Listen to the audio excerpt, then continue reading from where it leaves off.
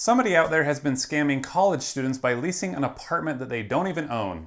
And now I'm going to tell all of you who's behind it and how it works. So I got a message from a student in New Jersey who said that a number of students have lost money while trying to find an apartment for college. They told me about a guy named Jack Daniel who is a member of the New Jersey Institute of Technology off-campus housing Facebook group. And he made a post about a 2-bedroom, 2-bathroom apartment that he wanted to lease at an affordable price because he wanted students to stay inside during the coronavirus outbreak. So I decided to see what this guy had up his sleeve, and I sent him a private message that said, "Hello, is the 2-bed, 2-bath unit still available?"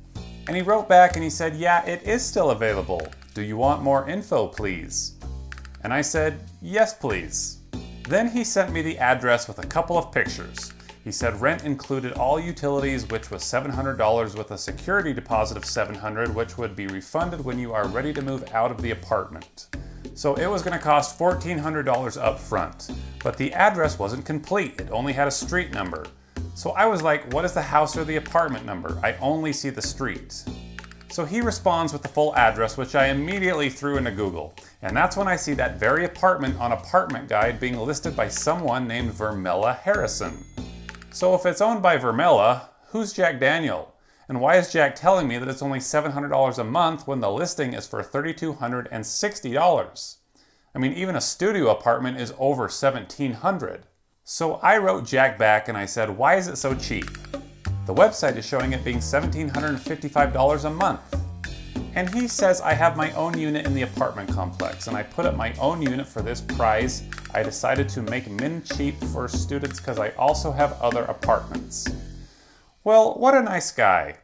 Except not really, because he's cheating students out of money by making them think that they're getting a nice apartment for only $700. So I copy the link to the Apartment Guide listing and I take it over to Grabify, where I create a redirect URL, and then I send it to him asking if this is the same complex. And he's dumb enough to click on my link, telling me everything that I need to know about this guy. He's using an iPhone 11 Pro Max and his IP address is registering in... He says, yes, to secure the spot you have to sign the lease contract and make the deposit. Once you have done that, a reservation letter will be sent to you showing the spot has been secured. So then he tells me to contact him on WhatsApp, which I do. And then he asks me to fill out a lease agreement. So I fill it out and I say that my name is Ben Dover. Do you get it? Ben Dover? So then I just put in a bunch of bogus info and I send it to him, and like an hour later he sends me a contract to sign. And it's clear that he's just copied and pasted a standard lease agreement from Google and changed the dates and the names and the prices. But that's when I noticed that he was trying to pull a fast one on me by listing the rent for $1,400 a month. The jerk told me $700. I'm not paying this. I said, I thought you said rent was $700. This says $1,400. Yeah, you said you want to rent 2 bedrooms, sir. That's what was stated in the lease info that you provided. And I said, but you said a 2-bedroom apartment would cost $700. No, I was talking about rent per room, sir. I guess you got it wrong, sir. A room and a bathroom is $1,400 total. Who does this guy think that he is? I said, what? No, you said you had a 2-bedroom apartment for $700. I can't afford $1,400. Oh, I'm so sorry about that. I guess you got it wrong, but don't worry, it's all right. I admit it's my fault. You're darn right it's your fault. You can't just go around quoting a certain price to tenants and then doubling it when it's time to close. So I made him go back and update the contract. Now, why am I making him redo a contract when I know that it's a scam? Well, because if I can take away 1 hour of his life, then that's 1 less hour that he'll have to spend ripping someone else off. And while we wait for that new contract to come, let me just tell you that you need to be thinking about your privacy online. And you should be using a VPN like Surfshark VPN. It's the VPN that I use and trust and always have on when I'm using public Wi-Fi or when I'm interacting with suspicious folks like this dude. I mean, look what kind of info I was able to pull with a single click. You should know that there are people and businesses doing this all the time to you, so you need to keep your online activity private and start using a VPN. And it's not just security that makes a VPN cool, it's the ability to access sites that your country may be censoring or blocking. It's the ability to find deals and save money. Price discrimination is real, and you'll be surprised to know how prices differ depending on where you are in the world. So why don't you just give it a try and go to surfshark.deal/pleasantgreen for an 83% discount and 1 additional month for free. Okay, so the new contract finally comes through and everything looks fine. He says, go through it so we can proceed. If you want me to call you, I can. And I was like, oh really? Yeah, I have some questions. Why don't you give me a call? Is this Jack? Yes, this is Jack Daniel. Oh, hi. Yeah, hello. Okay, so I was just wondering, is this a year lease or a 6-month lease, or is it just a month-to-month lease, or how does it work? No, the lease is flexible. You can have it for as long as you want. Call me crazy, but this does not sound like the guy in the picture. I'm coming for school. I'm not too familiar with the area. Can you tell me a little bit about the area? Like, are there like places to eat or grocery stores nearby? Can you? Yes. We have bus stations and train stations nearby. We have grocery stores.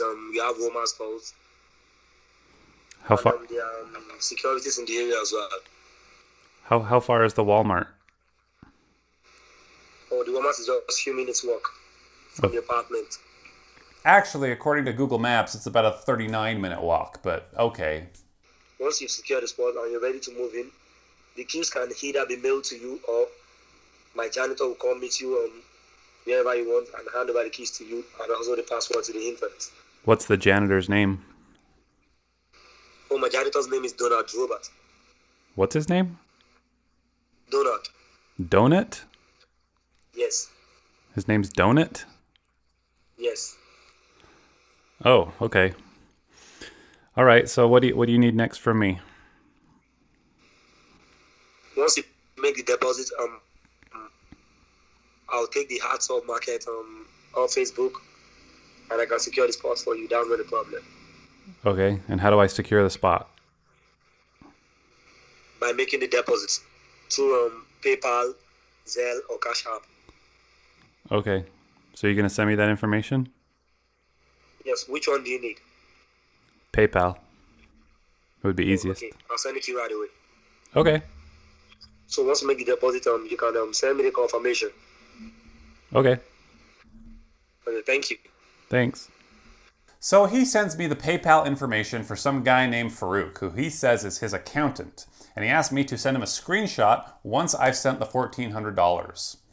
And at this point, I think to myself, I'm going to play their own trick on them, and I'm going to make them think that I have paid them. So I open up Photoshop and I create a receipt that says I just paid Farouk $1,400. Then I send it to him and he says, okay, got it, sir. We'll let him know if he received it. And I'm sure he was thrilled, thinking that he had just gotten someone to fall for his scam. But I want my keys to my new apartment, so I asked for the contact info for the janitor, and he says the janitor will contact me soon, but he starts to get worried that he isn't seeing his money. And I'm getting mad because I want my keys. And he says, you sure you have been debited, sir? And I say, yes, I sent you the screenshot. And he says he has yet to receive it, sir. And this goes on for like half an hour, and he's clearly getting agitated, and then he eventually starts calling me.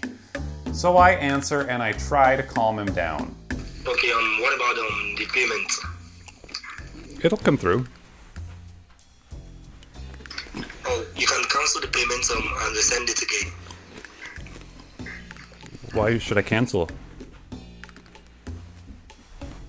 Because they are yet to receive the payment. Maybe it's an issue with your bank. That you should cancel it. Who's your bank? Can I ask you who you bank with? Could you tell me who your bank is? Akron Bank.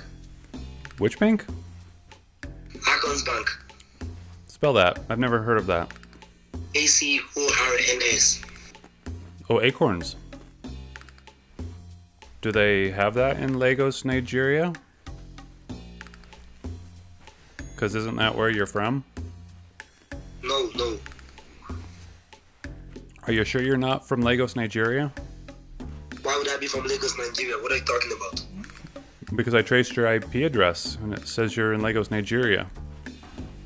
No, No, I'm not from Lagos, Nigeria. Why would I be in Lagos, Nigeria? What are you trying to talk about? Because you were born there? You live there? I don't know. You tell me. I wasn't born in Lagos, Nigeria. I don't live there. I don't even know what you're talking about. Well, you're there right now. I'm not there right now. Yeah, you are. I'm tracing your IP address right now, and it says you're in Lagos, Nigeria. I'm not in Lagos, Nigeria. Couldn't you just send me a picture to prove it? Picture of what? Here, let's do a video call right now.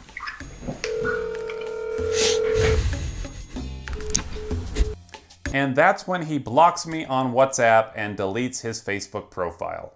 So let the story of Jack Daniel be a lesson to you. If you want to get an apartment, you should probably just be safe and pay the landlord in person. Or at least make sure they are who they say they are. So sorry to ruin your future sales, Farouk, but maybe you can try to use your smarts to do something more honest instead.